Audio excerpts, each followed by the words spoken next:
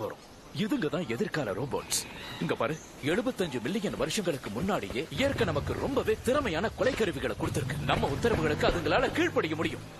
நாம கஷ்டப்பட்டு ஒரு முன்னேற்றத்தை பார்த்திருக்கோம். இவர் என்னடானா இதை ஆயுதமா பயன்படுத்தலாங்கிறாரு. என்னாச்சு உங்களுக்கு? ஏன் இப்படி பேசுறீங்க? ட்ரோன்ஸால சுரங்க பாதைகளையும் குகைகளையும் தேட முடியும்.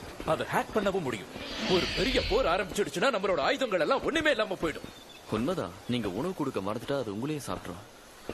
பாரு, இந்த விலங்குகளை பாரு. இதுங்களோட செல்கள்ல பல மில்லியன் வருஷத்து உள்ளுணர்வுகள் இருக்கு. அதை நம்மளால ப்ரோக்ராம் பண்ண முடியும். அதுங்களோட நம்பிக்கையை பெறது ரொம்ப கஷ்டம்.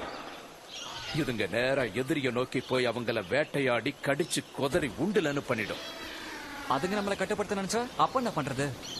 நமக்கு கட்டுப்படாததை அழிச்சிடலாம். நாம யாருன்னு புரிய வைப்போம். விசுவாசமா இருக்கிறத மட்டும் இனப்பெருக்கம் செய்யட்டும். என்ன, எதுக்காக சிரிக்கிற?